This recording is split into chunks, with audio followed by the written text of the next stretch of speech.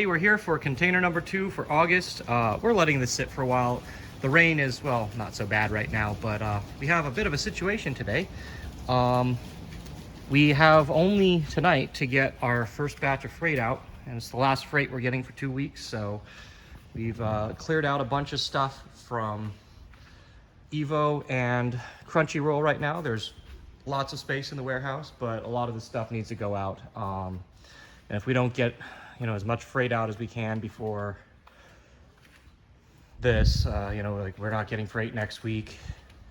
You know, we're going to be very limited on what we can get out the week after, and we have 4 containers coming. So anyway, this video is going to be a little bit more, not just the container, but I'm going to kind of go over our shipping process as well, and whatnot. So I just wanted to start this out. You know, we've got the container parked out there. They're going to be waiting for about an hour until the till freight comes to pick up, and you know, we'll go over some of that. So like we've got over here, you know, I think this is just the last container, all the stuff that came in.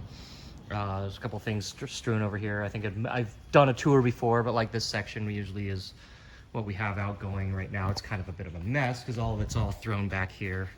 We've got our farm of DDRs. I think there's like 12 DDRs in the warehouse right now. It's got all the ones right here that just came in on the last container. Some 2DXs going out, and then all of our DDRs back here. So anyway, just wanted to run by that. We're gonna prep some cabs when our freight guy comes. We're gonna go over that real quick, and then we'll get into the container. I'm just gonna pop this open now because I think I'm all right. There's probably, I need to see if there's tuna fins on the back of this. Otherwise, I can't get enough freight out this week. Yeah, I'm not that worried about it. Oh wait, it might help if I pull that out. Okay, and what do we got there? Well, looks like there's a tuna fin 1 row in. I don't know if we can reach that fast enough, but I'm gonna decide on that real quick, and hopefully maybe if we can get one in, we'll get that. I'll be right back. Yeah, we decided it's super quick to try to unload the last bit of this, so we're gonna try and get it at least to like the 1 or 2. Hopefully there's another tuna fin behind this, and we'll get it out. I'm just gonna real quickly peek inside. We are gonna start getting this stuff unloaded before we go much farther. Oh god, it looks like any other tuna fins are gonna be pretty far back, but we got a bunch of stools here. It looks like stool here, patchy. Maybe we can get the walk out. I think that fulfills one of our orders, but we'll do what we can to try to get another freight run out. But I think we might only get this 1 tuna fin in 1 order. So, okay, we're gonna start the unload process here. No, you're good. I think this is good for now. We're only gonna be very short. Yeah, so I'm staying hooked up. I'm not moving. So we'll get this out real quick. I think we can get one of the Love Lives can be a shipment going out, and that might give us enough to fill this truck. So yeah, we'll be right back. Since we've actually gotten so far into this container without actually doing a crawl, I'm just gonna crawl from here. We unloaded these 3 are our vending machines. They are brand new in box. They're a little smaller, like kind of old thing, but we'll do a video on these later. Let's see, what else did we get off already? There's one of the Love Lives, one of the Starwing Paradoxes, or I think both of the main bodies. Starwings right here. Anyway, since that's the case, I'm gonna give these guys a little break. I'm gonna do my crawl, and we'll go from there. It sounds like we don't have our trucker here yet, so we might actually get pretty far unloading this container before he gets here. I'm gonna get up on the Starwing Paradox seat here.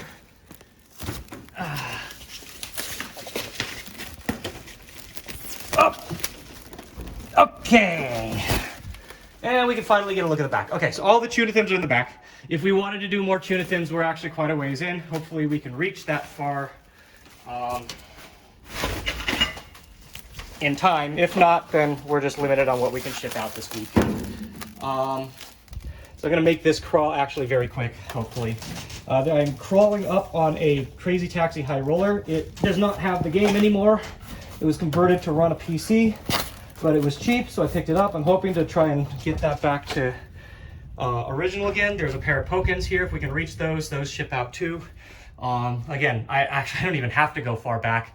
The back end of this container is literally, you know, lined up. We've got all our Love Lives here, 2 Wakas in the last seat, 2 Pokins. So this here is an NESYS TP cabinet. There'll be a video on it much later. It's a very rare cabinet of the like 4.3 LCD era. I don't remember if it's 4.3 or 16.9 on this one, but it's a very old LCD cabinet. Very rare. I've never heard of it. I don't even know what runs in it normally. And on it is a Pokken marquee that has the original art, and those are very rare as well. In the back, there's a set of 4 Gundam EX Versus, which the terminal we have unloaded, and then just nothing but the Tunithins. So honestly, for the crawl portion of this container, this is as far as I'm going to go. There is no point in going any farther.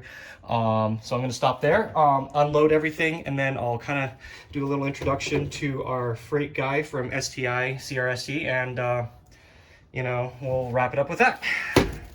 So we'll be right back. So now that I've seen it, this was one thing that I was concerned with on this container having been so long, is these are the backlit exosigns, like the ones that you would see outside arcades, and they had packed them inside the Tunithins like this. I had originally been very concerned that you know, this would damage the Tunithin, but now that I see it, it looks like they're going to be good. So, you know, I just want to show this because this is one of the cool things that's on this container and that we'll be listing soon. All right, we'll be back. We got at least half or a little more of the container unloaded. Just real quick, pumped it out. We've got our freight driver here backing in.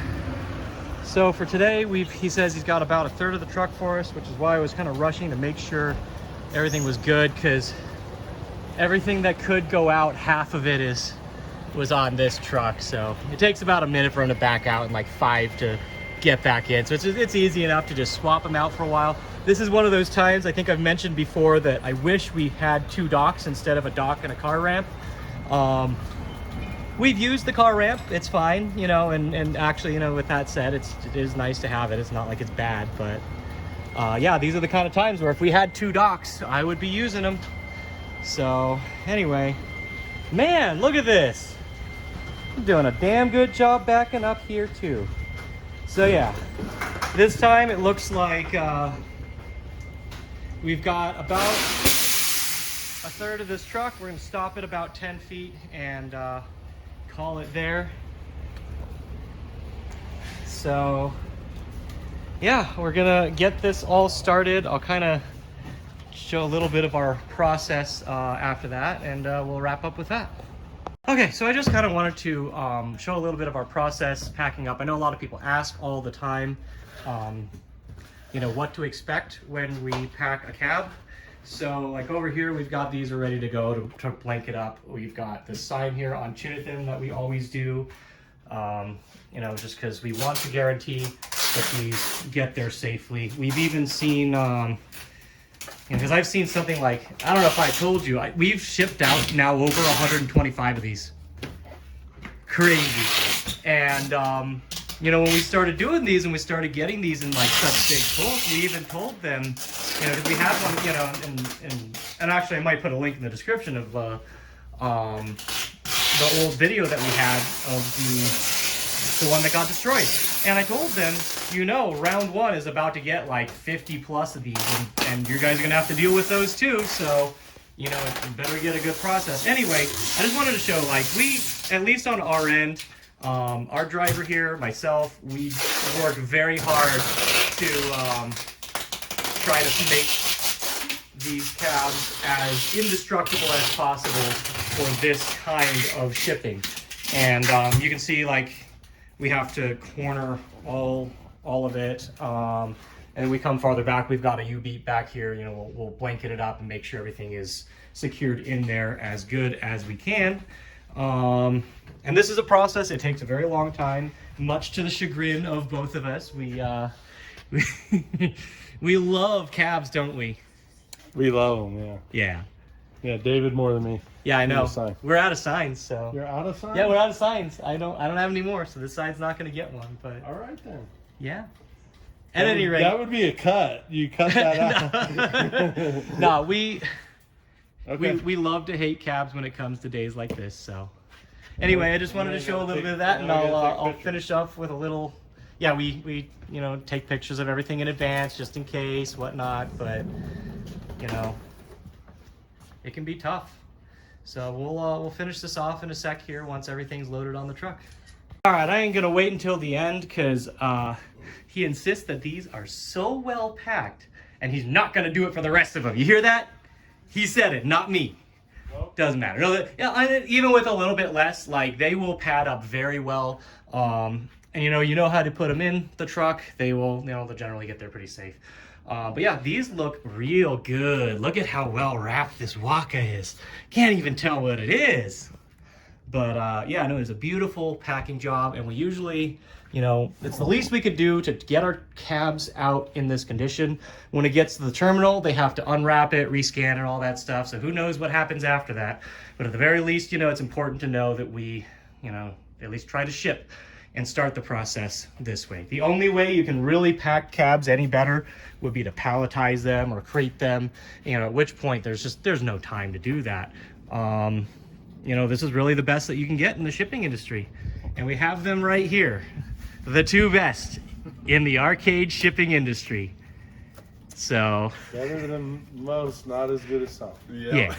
And that's the thing, is that no matter where you go to freight stuff, there's always going to be accidents. There's nothing you can do about it. So, you go for the best and you mitigate the damages as much as possible.